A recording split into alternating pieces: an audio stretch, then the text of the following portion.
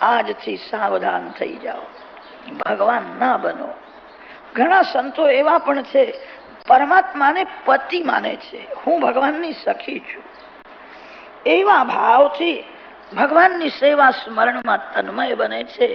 ગીતાજીના 7મા અધ્યાયમાં એવું વર્ણન છે, જીવ સ્ત્રી છે, કોઈ જીવ પુરુષ થઈ શકે નહીં. જીવ પ્રકૃતિ રૂપ માન્યો છે. પરમાત્માની પરા પ્રકૃતિ એ જીવ છે, જીવ સ્ત્રી છે.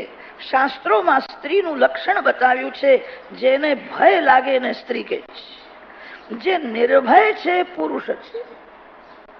જીવને ભય લાગે છે તેથી એ સ્ત્રી છે. શાસ્ત્રોમાં સ્ત્રીનું લક્ષણ બતાવ્યું છે, જે પરતંત્ર છે એ સ્ત્રી છે, અને જે સ્વતંત્ર છે એ જ પુરુષ છે. કોઈ જીવ સ્વતંત્ર થઈ શકે નહીં, બધા જીવ પરતંત્ર છે. જે પરતંત્ર છે એ જ સ્ત્રી છે. જીવ કામના અધીન છે. ઘણા લોકોને એવી ઈચ્છા છે, મને કોઈ દિવસ ક્રોધ આવે નહીં, તો પણ ક્રોધ આવી જાય છે. જીવ સ્વતંત્ર ક્યાં છે? આજકાલ કેટલાક લોકો પોતાને સ્વતંત્ર સમજીને અક્કડમાં ચાલે છે. મને કહેનાર પૂછનાર કોઈ નથી, હું સ્વતંત્ર છું. ભૂલ છે. જીવ સ્વતંત્ર નથી, જીવ પરતંત્ર છે. કલયુગનો માનવ તો એક તુચ્છ વસ્તુનો પણ ગુલામ થયો છે. પાન તમાકુ વિના ચાલતું જ નથી. કેટલીક માતાઓ કથામાં પણ છીકણીની ડાબડી લઈને જ આવે, છીકણી વિના ચાલતું નથી. ઘરમાં મૂકીને આવે તો કઈ વાંધો છે? માનવ કહે છે કે હું સ્વતંત્ર છું. કલયુગનો માનવ એક તુચ્છ વસ્તુનો પણ ગુલામ થયો છે. ભાગવતની કથા સાંભળો છો, તમારાથી બને તો એક નિયમ લેજો. મારા ભગવાન જેનો સ્વીકાર કરતા નથી એ કોઈ દિવસ મારે લેવું નથી. મારા ભગવાન જેનો સ્વીકાર કરે તે જ હું લઈશ. ભગવાનને કોઈ દૂધ અર્પણ કરે તો દૂધનો ભગવાન સ્વીકાર કરે જ, પણ કદાચ કોઈ ભગવાનને ચા અર્પણ કરવા જાય તો ભગવાન ના પાડે છે કે હું ચાલે તો નથી, ચા ન લેવા. ઘણા વૈષ્ણવોના મનમાં ખટકે છે, ભગવાનને અર્પણ કર્યા વિના પાણી પણ પીવું નહીં તો ચા કેમ લેવાય? પછી ભગવાનને દૂધ અર્પણ કરે છે અને તે પ્રસાદી દૂધ ચામાં નાખી દે છે અને કહે છે હવે ચા પણ પ્રસાદી થઈ ગઈ ને, ચા કેવી રીતે પ્રસાદી થાય? મનને સમજાવે છે. ભગવાનને પાન સોપારી તમે અર્પણ કરો એનો સ્વીકાર ભગવાન કરે છે, પણ કદાચ ભગવાનને કોઈ તમાકુ અર્પણ કરવા જાય તો ભગવાન ના પાડે છે.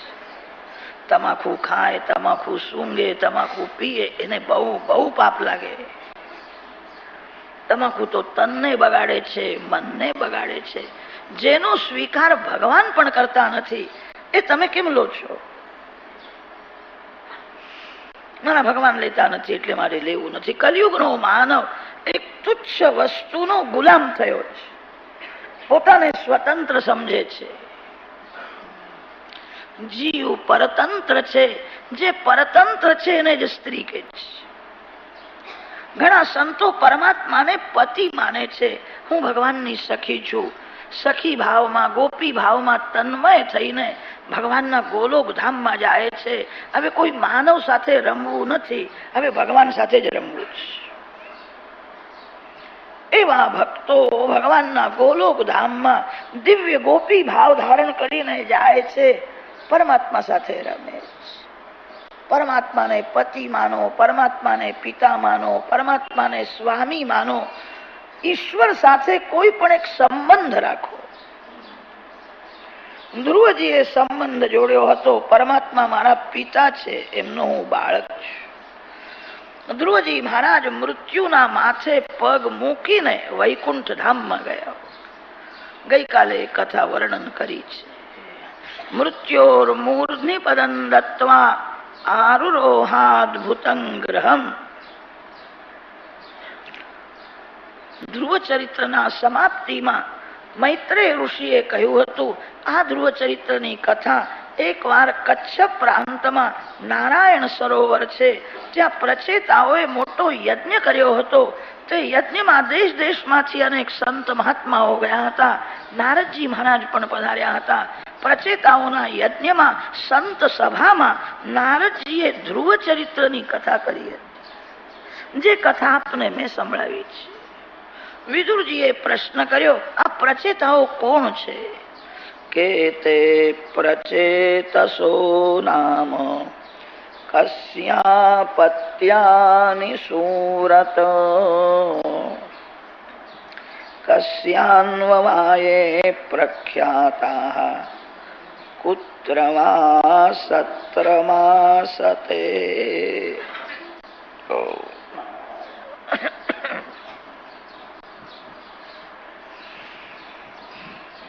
મૈત્રેય ઋષિ વર્ણન કરે છે, વિદુરજી આ પ્રચેતાઓ ધ્રુવજીના વંશમાં જ પ્રગટ થયા હતા. ધ્રુવજીના વંશની કથા તમે સાંભળો તો પ્રચેતાઓનું ચરિત્ર આવી જશે.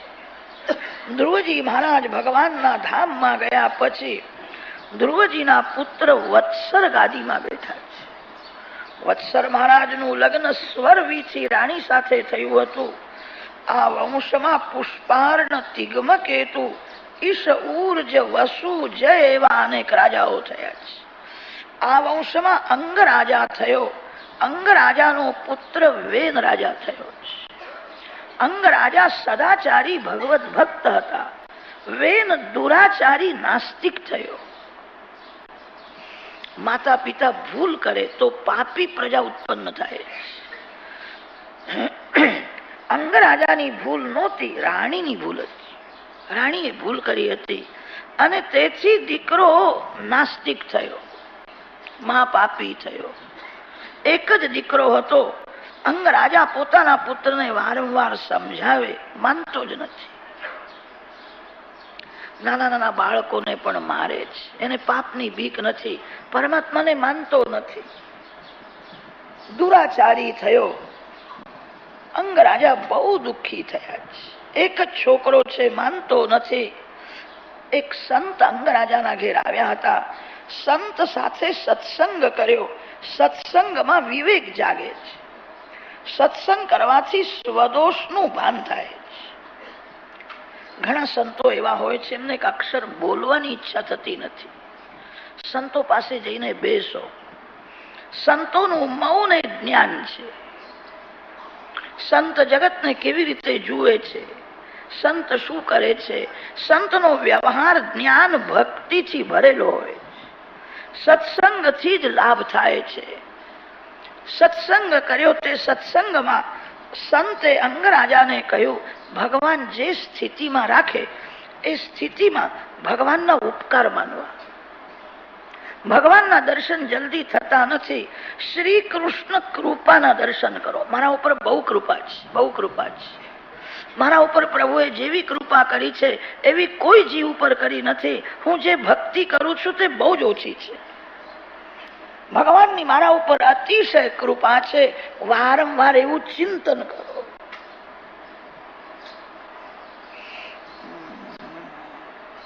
અંગરાજાએ કહ્યું કે મહારાજ આપ કહો છો ભગવાનની જીવ ઉપર કૃપા છે, મને એવું લાગે છે મારા ઉપર ભગવાનની કૃપા નથી અને તેથી મારો દીકરો નાલાયક છે, બહુ ત્રાસ આપે છે.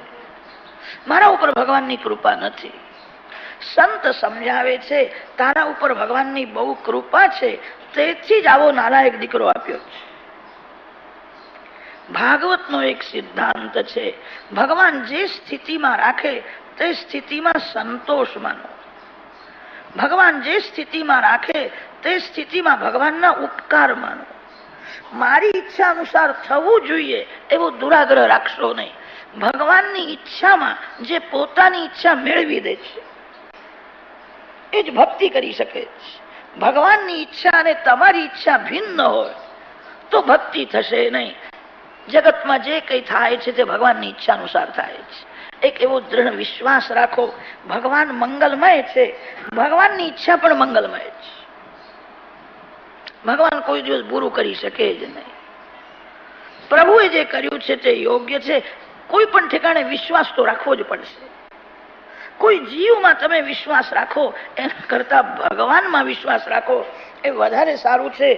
જે કંઈ થાય છે તે ભગવાનની ઈચ્છા અનુસાર થાય છે. મારા ભગવાનની ઈચ્છા મંગલમય છે. મારા કલ્યાણ માટે જ પ્રભુએ આવું કર્યું છે. ઘરમાં છોકરો હોય, લાયક હોય તો મનને સમજાવો ભગવાનની બહુ કૃપા છે, છોકરો લાયક છે, બધું સંભાળે છે. હવે ઘરનો વિચાર કરવાની મને શી જરૂર છે? હું જે ભક્તિ કરું તે ઓછી છે. છોકરો બધું સંભાળે છે. છોકરો લાયક હોય ને તો વધારે ભક્તિ કરજો. ઘરનો વિચાર છોડો. કદાચ છોકરો નાલાયક હોય તો મનને સમજાવો પ્રભુએ જે કર્યું છે તે સારું જ કર્યું છે. છોકરો લાયક હોય અને માતા પિતાને બહુ સુખ આપતો હોય તો માતા પિતાની પુત્રમાં બહુ મમતા થાય છે. છોકરો ત્રાસ આપતો હોય ને તો ઘરમાંથી મન હટી જાય. છોકરો બહુ સુખ આપતો હોય તો માતા પિતાનું મન પુત્રમાં ફસાય છે. અરે પુત્રમાં તો ફસાય પણ એનો જે છોકરો થાય એ પૌત્રમાં દાદા દાદીની વધારે આસક્તિ થઈ જાય છે. છોકરો નાલાયક હોય તો મનને સમજાવો પ્રભુએ કર્યું છે તે સારું જ કર્યું છે. કાંટાને પગ તળે કચરીને જાય એ કઠણ નથી. ફૂલ ઉપર પગ રાખીને આગળ જવું બહુ કઠણ. પગમાં જોડા હોય તો માનો કાંટા ઉપર પણ પગ મૂકીને ચાલ્યો જાય. મને કઈ થવાનું નથી. એને એમ કહેજો કે આ ફૂલ ઉપર તું પગ મૂક, નહીં મૂકી શકે. ઘરના લોકો થોડા કાંટા જેવા હોય ને એ સારું છે. ઘરના લોકો થોડુંક દુઃખ આપે તો મન ઘરમાંથી હટી જાય. ઘરના લોકો બહુ સુખ આપે તો મન ઘરમાં ફસાય છે. ઘરના લોકો ફૂલ જેવા હોય તો એમનો મોહ છૂટતો નથી. કાંટા જેવા હોય તો મોહ છૂટે છે. ઘરમાં બધું સુખ મને મળવું જોઈએ એવો દુરાગ્રહ રાખશો નહીં. ઘરમાં થોડું દુઃખ હોય એ સારું છે. છોકરો નાલાયક હોય તો પુત્રમાં મન આસક્ત થતું નથી, મન હટી જાય છે. તારો દીકરો નાલાયક છે એ સારું છે, ભગવાનની ભક્તિ કર, પુત્રનો મોહ છોડી દે, એ સુધરવાનો નથી. પુત્ર નાલાયક હોય તો સમજવું ભગવાનની બહુ કૃપા છે. મારું મન ઘરમાં પુત્રમાં ફસાય નહીં અને તેથી મારો દીકરો મને દુઃખ આપે છે. સારું છે. ઘરમાં દીકરો ન હોય તો હૈયું બાળશો નહીં. કેટલાક લોકો એવા હોય છે દીકરો ન હોય તો એમને બહુ બહુ દુઃખ થાય છે. તમારો ઉદ્ધાર તમારે જ કરવાનો છે. તમારી લાગણી જેટલી તમને છે એટલી બીજા કોઈને નથી.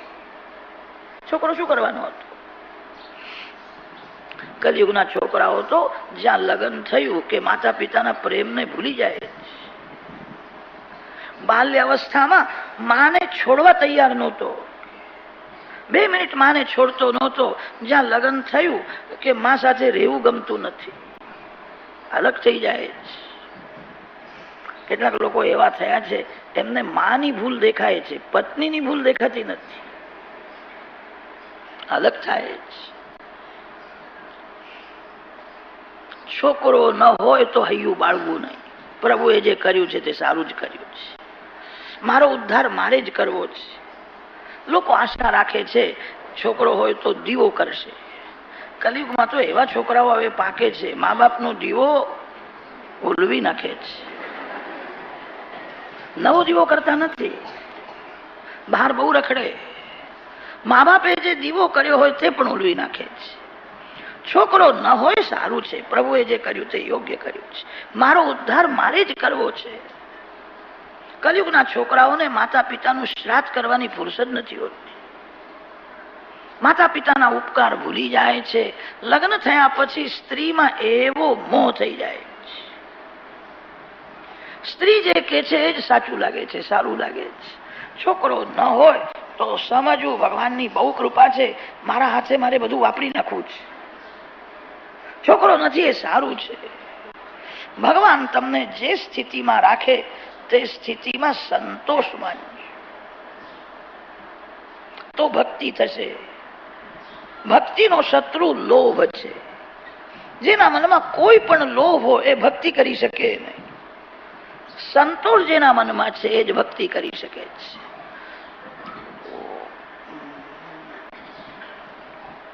દક્ષિણ ભારતમાં પંઢરપુર છે. તમે કોઈ વખત ગયા હશો.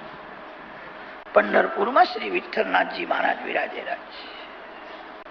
ભગવાનના દર્શનમાં મન ધરાતું જ નથી. કેડમાં બે હાથ રાખ્યા છે. ભગવાનનું સ્વરૂપ અતિ સૌમ્ય, અતિ સુંદર, અતિ શાંત છે. ભગવાનના દર્શન કરતા એવું લાગે છે કોઈની ભગવાન પ્રતીક્ષા કરતા ઉભા છે. આ જીવ મારો છે, મને ભૂલી ગયો અને જગતનો થયો. મારો જીવ મારી પાસે આવે. ભગવાન ઉભા છે, જીવની પ્રતીક્ષા કરે છે. કાર્તિક મહિનામાં પંઢરપુરમાં સંતોની બહુ ભીડ થાય છે. લાખો સાધુ સંત આવે છે. ભગવાન 22 કલાક 23 કલાક દર્શન આપે છે. બરાબર પૂજા થતી નથી અને ભગવાનની નિદ્રા પણ નહીં. અતિ ભીડ હોય છે. 22 કલાક 23 કલાક દર્શન આપે છે. દેશ દેશમાંથી સંતો મહાત્માઓ આવે છે. એકવાર એવું થયું, પંઢરપુરમાં સંતોની ભીડ થઈ. દક્ષિણ ભારતમાંથી શ્રી એકનાથ મહારાજ આવ્યા. મહારાષ્ટ્રમાંથી તુકારામ મહારાજ દર્શન કરવા માટે આવ્યા. ગુજરાતમાંથી નરસિંહ મહેતા પધાર્યા હતા. ઉત્તર ભારતમાંથી શ્રી તુલસીદાસ મહારાજ દર્શન કરવા ત્યાં ગયા હતા. દેશ દેશમાંથી અનેક સંત મહાત્માઓ આવ્યા છે. ભગવાનના દર્શન કરે છે. એકનાથ મહારાજ શ્રી વિઠ્ઠલનાથજીના દર્શન કરે છે. દર્શનમાં હૃદય પીગળ્યું છે. આંખો ભીની થઈ છે. શ્રીઅંગમાં રોમાંચ આવ્યા છે. ભગવાને મારા ઉપર બહુ બહુ કૃપા કરી. હું એમ માનું છું મારા ઉપર જેવી કૃપા કરી છે એવી કૃપા જગતમાં કોઈ જીવ ઉપર કરી નથી. મારા ઉપર એમની બહુ કૃપા છે. એકનાથ મહારાજના ઘરમાં જે ધર્મ પત્ની છે મહાન પતિવ્રતા છે. મહારાજને ભક્તિમાં બહુ સાથ આપે. કદાચ મહારાજને કોઈ વખત ક્રોધ આવે તો પત્ની બહુ પ્રેમથી સમજાવે અને પાપ કરતા અટકાવે. ક્રોધ કેમ કરો? ક્રોધ ન કરો. પત્ની તે છે જે પતિને પાપ કરતા અટકાવે છે. પતિને ભોગ વિલાસમાં ફસાવી રાખે એ પત્ની નથી, એ શત્રુ છે. મારી પત્ની મને ભક્તિમાં સાથ આપે છે. બહુ લાયક છે. મને કે છે આખો દિવસ તમે ભક્તિ કરો, ઘરનો વિચાર છોડો, હું ઘર બધું સંભાળીશ. તમે ભગવાનની ભક્તિ કરો અને હું તમારી ભક્તિ કરું. તમે મારા ભગવાન છો. એવું બોલે. બહુ લાયક છે. મને એવું લાગે છે મારી પત્ની સ્ત્રી નથી. પત્નીમાં સ્ત્રીનો ધર્મ નથી, કોઈ સંત છે એવું લાગે. મને પ્રભુએ તો ઘરમાં જ સત્સંગ આપ્યો છે. બહાર સત્સંગ કરવા માટે જવાની જરૂર જ નથી. મારી પત્ની સંત છે. મને ઘરમાં જ સત્સંગ મળ્યો છે. ભગવાનની મારા ઉપર બહુ કૃપા છે. એકનાથ મહારાજના પાછળ તુકારામ મહારાજ ઉભા હતા. તુકારામ મહારાજ વિઠ્ઠલનાથજીના દર્શન કરે છે. દર્શન કરતા કરતા આંખમાં આંસુ આવે. ઘરમાં બહુ ત્રાસ હતો. પત્ની બહુ ત્રાસ આપતી હતી. મહારાજ અતિ શાંત, અતિ સરળ હતા. કોઈ કોઈ વખત મહારાજને મારે. પત્ની ઘરમાં બહુ ત્રાસ આપે, ઝઘડો કરે. મહારાજ ઘણા ભાગે બહાર જ રહેતા હતા. ઘરમાં જાય નહીં. ગામના બહાર એક પર્વત ઉપર બેસીને ત્યાં ભક્તિ કરતા હતા. ઘરમાં જાય તો પત્ની કલહ કરતી હતી, ત્રાસ આપતી હતી. મહારાજને ઘરમાં બહુ દુઃખ હતું. તુકારામ મહારાજે વિચાર કર્યો, મારા પ્રભુએ જે કર્યું છે એ યોગ્ય કર્યું છે. મારા ભગવાનને ખોટું કરતા આવડે જ નહીં. મારી પત્ની મને ત્રાસ આપે છે અને તેથી મારું મન સંસારમાંથી હટી ગયું છે. પત્ની સુખ આપે તો હું એના પાછળ પડવાનો હતો. મારા ભગવાન બધું જાણે છે. તુકારામને ઘરમાં સુખ ન મળે તો મારી ભક્તિ કરશે. એને પત્ની બહુ સુખ આપે તો એ પત્નીની ભક્તિ કરશે. મારું મન પત્નીમાં ફસાય નહીં. પત્ની દુઃખ આપે છે, બહુ સારું છે, તેથી મારું મન ઘરમાંથી હટી ગયું છે. કોઈ વખત મને ઘર યાદ જ આવતું નથી. પત્ની ત્રાસ આપે છે, સારું છે, મારા ઉપર બહુ કૃપા છે અને તેથી મને પત્ની ત્રાસ આપે. મારા ભગવાનને ખોટું કરતા આવડે જ નહીં. એકનાથ મહારાજને પત્ની બહુ અનુકૂળ છે, એ કે છે મારા ઉપર બહુ કૃપા છે. તુકારામ મહારાજને પત્ની બહુ ત્રાસ આપે છે, એ મનને સમજાવે છે મારા ઉપર બહુ કૃપા છે. એ મને ત્રાસ આપે છે, દુઃખ આપે છે, તેથી તો હું ભગવાનની ભક્તિ કરું છું. મારી પત્નીમાં મમતા ન થાય, તેથી પ્રભુએ આવી લીલા કરી છે. ભગવાન જે કરે છે તે યોગ્ય છે. એમના પાછળ તુલસીદાસ મહારાજ ઉભા. તુલસીદાસ મહારાજ દર્શન કરે. દર્શનમાં આનંદ થયો છે. પ્રભુએ બહુ સારું કર્યું. મારા પત્નીએ મારું અપમાન કર્યું, મારો બહુ તિરસ્કાર કર્યો.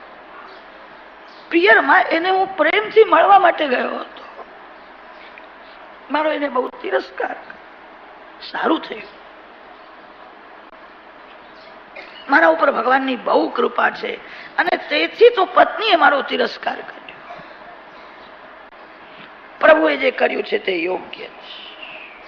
એમના પાછળ નરસિંહ મહેતા ઉભા છે. મહેતાજી ભગવાનના દર્શન કરે છે. એમના પત્નીનું મરણ થયું હતું. મહેતાજીને તો આનંદ થયો, આપે જે કર્યું છે તે યોગ્ય છે. હવે તમે અને હું, આપણે બે જણા ઘરમાં બહુ મજા કરી. ઘરમાં કહેનાર પૂછનાર કોઈ રહ્યો નથી. પત્નીનું મરણ થયું, બહુ સારું થયું. ભક્ત અને ભગવાન બે હોય ત્યાં આનંદ પ્રગટ થાય છે. ભક્ત અને ભગવાન આ બે ના મધ્યમાં કોઈ ત્રીજો આવે તો બહુ ઉપાધિ કરે. પત્નીનું મરણ થયું, સારું થયું, ભલું થયું. ભાગી જંજાળ, સુખે ભજીશું શ્રી ગોપાલ. રાધે ગોવિંદ, રાધે ગોવિંદ, રાધે ગોવિંદ. કીર્તનમાં તન્મય છે. ચારે મહાન પુરુષો છે. એકને પત્ની બહુ અનુકૂળ છે કે છે મારા ઉપર કૃપા, એકને પત્ની બહુ ત્રાસ આપે છે તે મારા ઉપર કૃપા છે એવું માને છે. પત્નીનું મરણ થયું એ કે છે મારા ઉપર બહુ કૃપા છે. મારા પાછળ એ રહે ને તો કદાચ અંતકાળમાં મને યાદ આવે, મને એની થોડી ચિંતા થાય. પ્રભુએ જે કર્યું છે તે સારું જ કર્યું. મારા ભગવાનને ખોટું કરતા આવડે જ નહીં. જીવે ખોટું કરી શકે. સંત સમજાવે છે તારા ઘેર દીકરો નથી, એ ભગવાનની કૃપા છે. દીકરો મૂર્ખ છે, પાપ કરે છે, તું ડાયો થઈને દીકરાના પાછળ પડે છે. એ તો મૂર્ખ છે. તું બધું સમજે છે એના પાછળ કેમ પડે છે? અંગરાજાએ વિચાર કર્યો. મહારાજ કે છે વાત સાચી છે. મારો દીકરો મૂર્ખ છે, તે પાપ કરે છે અને હું તો ડાયો થઈને એના પાછળ પડું છું, પાપ કરું છું. જે મારું કહ્યું કરતો નથી, જે મારો તિરસ્કાર કરે છે, તે પુત્રમાં હું મમતા રાખું છું. અંગરાજાએ સંતને કહ્યું કે મહારાજ, મારે હવે શું કરવાનું? અરે શું કરવાનું? ઘરને હાથ જોડ. તું આ ઘરમાં રહીશ, આ ઘરમાં તારું મરણ થશે તો યાદ રાખજે આ ઘરમાં જ તારે ફરીથી જન્મ લેવો પડશે. પુત્રમાં તારી મમતા બહુ છે અને તે મમતા દૂર કરવા માટે એક જ ઉપાય છે, ઘર છોડી દે. તારો છોકરો સુધરવાનો નથી, એનો મોહ છોડી દે. તારું મરણ સુધરે એવી ઈચ્છા હોય તો ઘર છોડીને ગંગા કિનારે જા. આ ઘરમાં રહીશ તો તારું મરણ બગડશે. અંગરાજા વિચાર કરે છે, ખરું બોલે છે. મારો પુત્ર મૂર્ખ છે, હું ડાયો છું. એ મૂર્ખ થઈને પાપ કરે છે અને હું ડાયો થઈને પાપ કરું છું. મારે એના પાછળ પડવાની શી જરૂર છે? ભગવાન બધાને સદબુદ્ધિ આપે, ભગવાન સર્વનું કલ્યાણ કરે. ઘરમાં બધા સૂતેલા હતા. મધ્યરાત્રિના સમયે ઘરને હાથ જોડ્યા છે. મારું ઘર ભગવાનના ચરણમાં છે. હવે હું જઉં છું. કોઈને રાજમહેલનો ત્યાગ કરીને ગંગા કિનારે ગયા. આ પરમાત્માનું આરાધન કરીને કૃતાર્થ થયા છે. વેન ગાદીમાં બેઠો. વેન રાજાના રાજ્યમાં પ્રજા બહુ દુઃખી થઈ. વેન ધર્મને માનતો નથી, ઈશ્વરને માનતો નથી. બ્રાહ્મણો વેન રાજાને સમજાવવા માટે ગયા છે. વેદ રાજાએ માન્યું નહીં, બ્રાહ્મણોને મારવા માટે દોડે છે. બ્રાહ્મણો પાસે મંત્ર શક્તિ હતી, ત્યારે બધા બ્રાહ્મણોના ચરણમાં વંદન કરતા હતા. યંત્ર કરતા પણ મંત્ર શ્રેષ્ઠ છે. 1000 યંત્રથી જે કામ થતું નથી એ કામ એક મંત્રથી થાય. મહાભારતમાં વર્ણન આવે છે, દ્રોણાચાર્યએ બ્રહ્માસ્ત્ર છોડ્યું. બ્રહ્માસ્ત્ર ગાયત્રી મંત્રથી બને છે. બ્રાહ્મણો પાસે એવી મંત્ર શક્તિ હતી. આ યંત્ર યુગમાં મંત્ર શક્તિ હવે રહી નથી. યંત્ર યુગમાં પવિત્રતા નથી. પવિત્રતા ન હોય તો મંત્ર સફળ થાય નહીં. મુખમ દગ્ધમ પરાન્નેન હસ્તૌ દગ્ધૌ પ્રતિગ્રહાત પરસ્ત્રીભિર મનોદગ્ધમ. ગમે તેના હાથનું ખાય, ગમે તેના હાથનું પાણી પીએ, એને મંત્ર કેવી રીતે સિદ્ધ થાય? કલયુગમાં પવિત્રતા રહી નથી અને તેથી મંત્ર સિદ્ધિ થતી નથી. યંત્ર કરતા પણ મંત્ર શ્રેષ્ઠ છે. યંત્ર સુખ આપે છે, વાત સાચી છે. યંત્ર દુઃખ પણ આપે છે. યંત્ર કોઈ વખત વિનાશ પણ કરે છે, મંત્ર કોઈ દિવસ વિનાશ નહીં કરે. મંત્ર શક્તિ વધારો. સાધુ બ્રાહ્મણો પાસે મંત્ર શક્તિ હતી, ત્યારે મોટા મોટા રાજાઓ એમના ચરણમાં વંદન કરતા હતા. મંત્ર શક્તિનો વિનાશ થયો. જીવનમાં સંયમ રહ્યો નહીં, સદાચાર રહ્યો નહીં, મન બહુ બગડી ગયું. મંત્ર સિદ્ધિ થતી નથી. વેમ જયારે બ્રાહ્મણોને મારવા માટે દોડ્યો, ત્યારે એક બ્રાહ્મણે મારણ મંત્રનો પ્રયોગ કર્યો. કેવલ મંત્ર બોલ્યા છે, રાજા વેનનું મરણ થઈ ગયું, મરી ગયો. મંત્રમાં કેવી શક્તિ છે! વેદ રાજાનું મરણ થયા પછી પ્રજા દુઃખી થઈ. રાજ શાસનની બહુ જરૂર છે. વેન ધર્મને માનતો નહોતો, પણ નીતિને માનતો હતો. મારા રાજમાં ચોરી ન થાય, મારા રાજમાં અન્યાય ન થાય. ઘણા લોકો ધર્મને માને છે, નીતિને માનતા નથી. કેટલાક લોકો નીતિને માને છે, પણ ધર્મને માનતા નથી. જીવનમાં ધર્મ અને નીતિ બેની જરૂર છે. એક ચાકથી રથ ચાલતો નથી, રથના 2 ચાક હોય છે. પ્રભુના ચરણે જવું છે. જીવનમાં ધર્મની જરૂર છે. મનને શુદ્ધ રાખવા માટે ધર્મ છે અને ધનને શુદ્ધ રાખવા માટે નીતિ છે. અર્થોપાર્જનમાં નીતિની જરૂર છે. કેટલાક લોકો ગમે તે રીતે પૈસો કમાવે છે, પાપથી અન્યાયથી પૈસો કમાવીને દાન કરે છે. એ બહુ સારું નથી. અર્થોપાર્જનમાં નીતિની જરૂર છે અને મનને શુદ્ધ રાખવા માટે ધર્મની જરૂર છે. શાસ્ત્રોમાં વર્ણન છે, જે ધર્મને નીતિનો સાથ નથી એ ધર્મ વિધુર છે. જે નીતિમાં ધર્મ નથી એ નીતિ વિધવા છે. ધર્મમાં નીતિની જરૂર છે, નીતિમાં ધર્મની જરૂર છે. વેદ રાજા ધર્મને માનતો નહોતો, નીતિને માનતો હતો. વેદનું મરણ થયા પછી ચોરીઓ બહુ થવા લાગી, અન્યાય થવા લાગ્યો. બ્રાહ્મણનો અવતાર સમાજને સુખ આપવા માટે. બ્રાહ્મણો ભેગા થઈને વિચાર કરવા લાગ્યા, રાજા વેન હતો તે સારું હતું. રાજા વિના પ્રજા દુઃખી થાય છે. આ વંશનો વિનાશ ન થાય. બ્રાહ્મણો પાસે એવી મંત્ર શક્તિ હતી. બ્રાહ્મણોએ વેન રાજાના શરીરમાંથી પાપ બધું બહાર કાઢ્યું. શરીરમાં 3 ભાગ હોય છે. પગથી દૂટી સુધીનું જે અંગ છે એને અધમાંગ કહે છે. દૂટીથી ગળા સુધીનું જે અંગ છે એને મધ્યમાંગ કહે છે. ગળાથી ઉપરનું જે અંગ મસ્તક છે એ ઉત્તમાંગ છે. દૂટીથી નીચેનો ભાગ એને અધમાંગ કહે છે. અધમાંગમાં જ બધું પાપ હોય છે. શાસ્ત્રોમાં તો એવું લખ્યું છે, દૂટીથી નીચેનો જે ભાગ છે તે બહુ અપવિત્ર છે.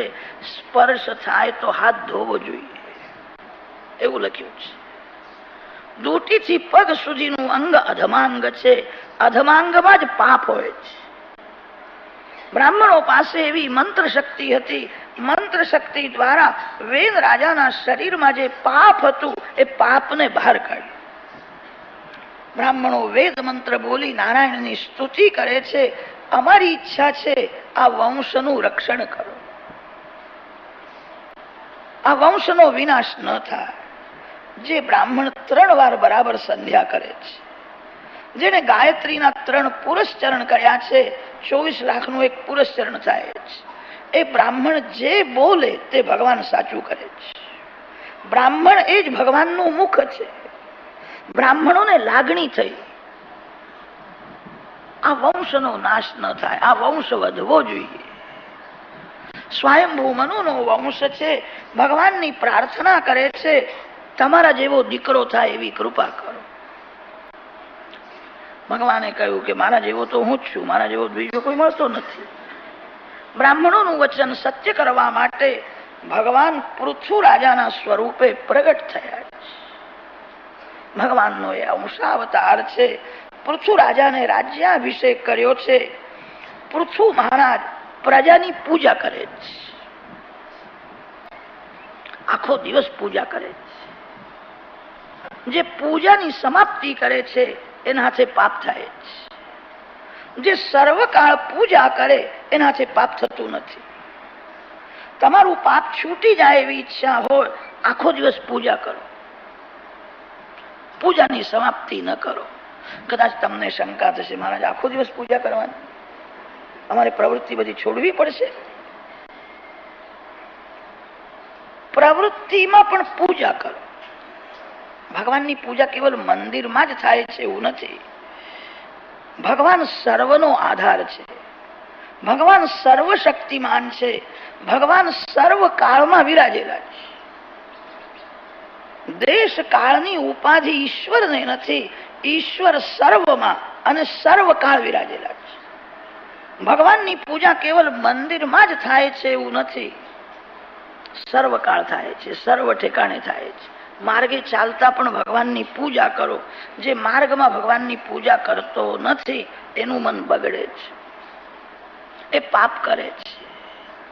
કોઈ પણ જીવને ઈશ્વરનું સ્વરૂપ સમજીને બોલો, જીવને ઈશ્વરનું સ્વરૂપ સમજીને વ્યવહાર કરો. જીવ ઈશ્વરનો અંશ છે એવું ધ્યાનમાં રાખીને એને જુઓ. કોઈને પણ ઈશ્વરથી અલગ ન કરો. બધાનો આધાર ભગવાન છે. જે દેખાય છે એને ઈશ્વરનો અંશ માની સ્વરૂપ સમજીને જુઓ. કોઈ જીવ ઈશ્વરથી અલગ થઈ શકે નહીં. વ્યાસ મહર્ષિએ બ્રહ્મસૂત્રોમાં જીવાત્માનું સ્વરૂપ વર્ણન કરતા ઋષિઓના મત આપ્યા છે. જૈમિની ઋષિ આવું કે છે, અવડુલોમી ઋષિ આવું કે છે, આસ્મરથ્ય ઋષિનો આ સિદ્ધાંત છે. અનેક ઋષિઓના મત આપ્યા છે. જીવાત્માના સ્વરૂપમાં ઋષિઓનો થોડો થોડો મતભેદ છે. અંતઃકરણ પ્રતિબિંબિત ચૈતન્ય જીવા, અંતઃકરણોપહિતં ચૈતન્ય જીવા, અંતઃકરણાવચ્છિન્ન ચૈતન્ય જીવા. આ ઋષિ આવું માને છે, આ ઋષિ આવું માને છે. ઋષિઓમાં થોડો થોડો મતભેદ તો દેખાય છે, પણ કોઈ ઋષિ જીવને ઈશ્વરથી અલગ માનતા નથી. જીવ ઈશ્વરનો અંશ છે, ઈશ્વરનું જ સ્વરૂપ છે. જીવ અને ઈશ્વરમાં જે ભેદ દેખાય છે એ વાસ્તવિક ભેદ નથી, ઔપાધિક ભેદ છે. ભેદ બે પ્રકારનો હોય છે, વાસ્તવિક ભેદ અને ઔપાધિક ભેદ. ગાય અને ઘોડો એનો જે ભેદ છે એ વાસ્તવિક ભેદ છે. ગાય કોઈ દિવસ ઘોડો થઈ શકે જ નહીં. જીવ ઈશ્વરનો જે ભેદ છે એ વાસ્તવિક નથી, ઔપાધિક ભેદ છે. ડાંગર અને ચોખામાં જેવો ભેદ છે એવો જીવ ઈશ્વરનો ભેદ છે. ડાંગર એ ચોખા છે, ચોખા એ ડાંગર છે. ચોખાનો ભાત થાય, ડાંગરનો ભાત થતો નથી. ડાંગર અને ચોખામાં જે ભેદ ભાસે છે એ વાસ્તવિક ભેદ નથી, ઔપાધિક ભેદ છે. ચોખા ઉપર છોડ હોય ત્યારે લોકો એને ડાંગર કહે છે. ડાંગરને થોડો માર પડે અને છોડ નીકળી જાય તો અંદર ચોખાનો દાણો છે. જે ચેતન ઉપર માયાનું આવરણ છે, માયાના આવરણ સાથે જે ચેતન છે તે જીવ છે. જેને માયાનો સ્પર્શ નથી, માયા રહિત જે ચેતન છે તે ઈશ્વર છે. જીવ અને ઈશ્વરમાં વાસ્તવિક ભેદ નથી, ઔપાધિક ભેદ છે. જે ચેતન ઉપર માયાનું આવરણ છે એને જીવ કે છે. જેને માયાનો સ્પર્શ નથી, માયા રહિત શુદ્ધ ચેતન એ જ ઈશ્વર છે. કોઈ પણ જીવને ઈશ્વરથી અલગ ન કરો. જીવને ઈશ્વરનું સ્વરૂપ સમજીને બોલો, જીવને ઈશ્વરનું સ્વરૂપ સમજીને વ્યવહાર કરો, તમારું પાપ છૂટી જશે. કેટલાક લોકો મંદિરમાં તો ભક્તિ કરે છે, પણ મંદિરમાંથી બહાર નીકળ્યા પછી એમને ભગવાન દેખાતા નથી. એમને મંદિરમાં મૂર્તિમાં ભગવાનની ભાવના થાય છે, પણ માનવ શરીરમાં ભગવાનની ભાવના થતી નથી. માનવમાં ભગવાનની ભાવના કરે તો જગતનું ઘણું દુઃખ ઓછું થઈ જાય. માનવમાં ભગવાનની ભાવના કરે તો મન બગડે નહીં. માનવ એવું સમજે છે મંદિરમાં જ ભગવાન બેઠા છે. જે ભગવાન વૈકુંઠમાં છે, જે ભગવાન મંદિરમાં છે, એ ભગવાન પ્રત્યેક માનવ શરીરમાં પણ છે. તમારા આંખને જોવાની શક્તિ ભગવાન આપે છે, સાંભળવાની શક્તિ ભગવાન આપે છે. અંદર ભગવાન ન હોય તો માનવ કાન હોવા છતાં બહેરો થઈ જાય. અંદર ભગવાન છે તે ઇન્દ્રિયોને શક્તિ આપે છે. પ્રત્યેક માનવને ભગવદ ભાવથી જુએ. કોઈ પણ જીવને ઈશ્વરથી અલગ ન કરો. તમને બહુ શાંતિ મળશે. જ્ઞાનથી શાંતિ મળે છે. જીવ દુઃખી થાય છે એનું કારણ અજ્ઞાન હોય છે. ઘરના બધા જીવોને ઈશ્વરનું સ્વરૂપ સમજીને વ્યવહાર કરો. તમારા ઘરમાં ઝઘડો થશે નહીં. ઘરમાં જે જીવ છે તે બધા જ ઈશ્વરના સ્વરૂપો છે. અનેક વાર એવું થાય છે, છોકરો નુકસાન કરે, છોકરો ભૂલ કરે તો માતા પિતા હસે છે. માતા પિતાને જરાય ખોટું લાગતું નથી. છોકરો મારો છે.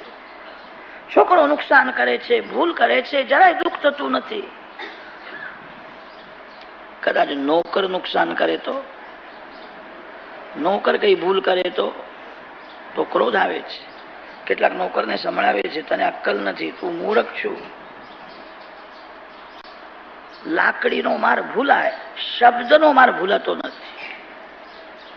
કોઈને પણ શબ્દથી મારશો નહીં.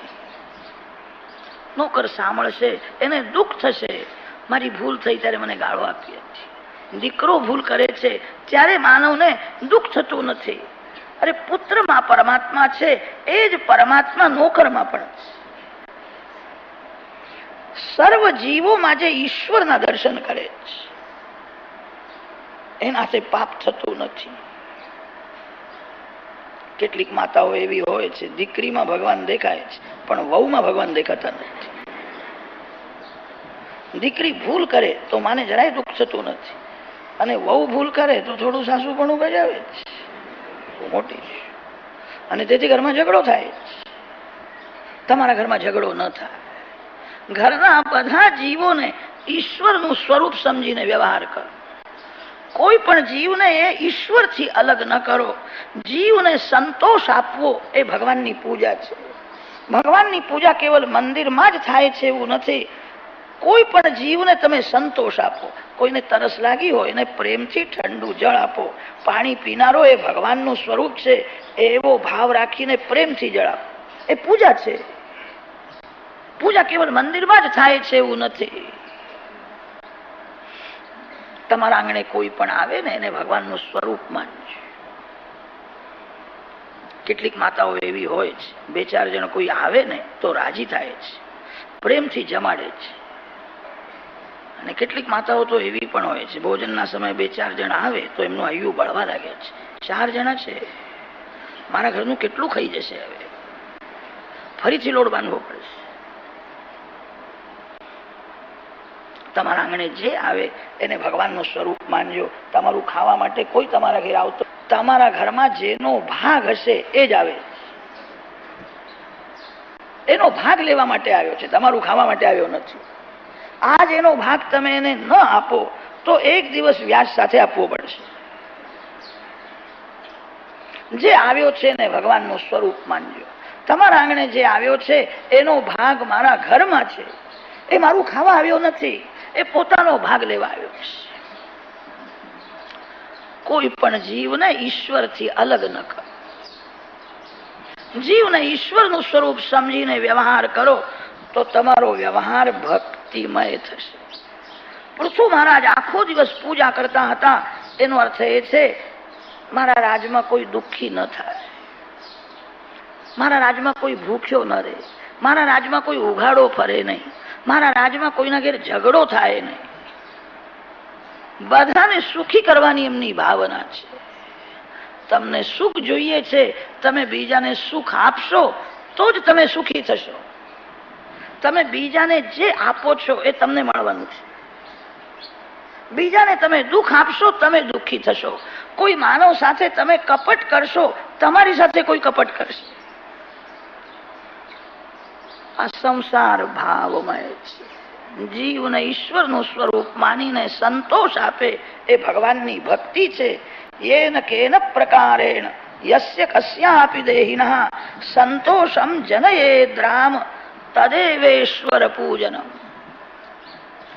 પૃથુ મહારાજ આખો દિવસ પૂજા કરે છે. એનો અર્થ એ થાય છે મારા રાજમાં કોઈ દુઃખી ન થાય, કોઈ ભૂખ્યો ન રહે. પૃથુ રાજાના રાજમાં પ્રજા સુખી થઈ છે.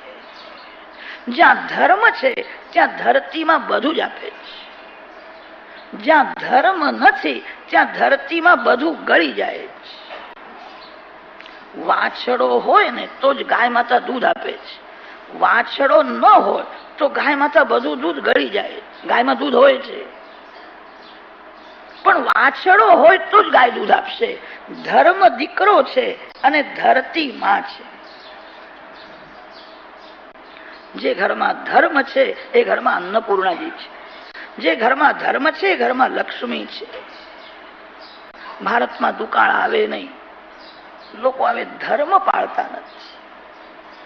ભારત ભૂમિ તો સુવર્ણ ભૂમિ છે. લોકોને ધર્મમાં શ્રદ્ધા રહી નથી. ભગવાનને ભોગ ધર્યા વિના જ ખાય. ધરતી માને બહુ ખોટું લાગે છે. ઘરમાં રસોઈ કરવી એ ભક્તિ છે. કેટલીક માતાઓ એવું સમજે છે મંદિરમાં જઈને કામ કરીએ એ ભક્તિ કહેવાય અને ઘરનું કામ કરીએ એ ભક્તિ નથી, એ વ્યવહાર કહેવાય. એવું નથી. તમારા ઘરનું કામ તમે ભગવાનના માટે કરો. ભગવાન ભોજન કરવાના છે, પ્રભુને અર્પણ કરવું છે એવો ભાવ રાખીને રસોઈ કરે તો રસોઈમાં 2-4 કલાકનો જે સમય જાય ભગવાન માને છે મારી ભક્તિ કરે છે. ઘરના લોકો જમવાના છે એવું સમજીને રસોઈ કરે વ્યવહાર છે. પોતાના માટે રાંધીને ખાય એ પાપ છે. રસોઈ ભગવાનના માટે કરો, પવિત્રતાથી કરો, ભગવાનને ભોગ ધરો. તમારા ઘરમાં અન્નપૂર્ણાજી અખંડ વિરાજશે. રસોઈ ઘરને પવિત્ર રાખજો. રસોઈ ઘર જે છે રસોડું એ અન્નપૂર્ણાજીનું મંદિર છે. આજકાલના લોકો તો માનતા જ નથી, પોતાને બહુ ડાયા સમજે છે. ચંપલ પહેરીને પણ રસોડામાં જાય છે. અમે તો સુધર્યા જ છીએ. સુધર્યા કે બગડ્યા એ ભગવાન જાણે. સાધારણ માનવને રસોડામાં આવવા દેશો નહીં.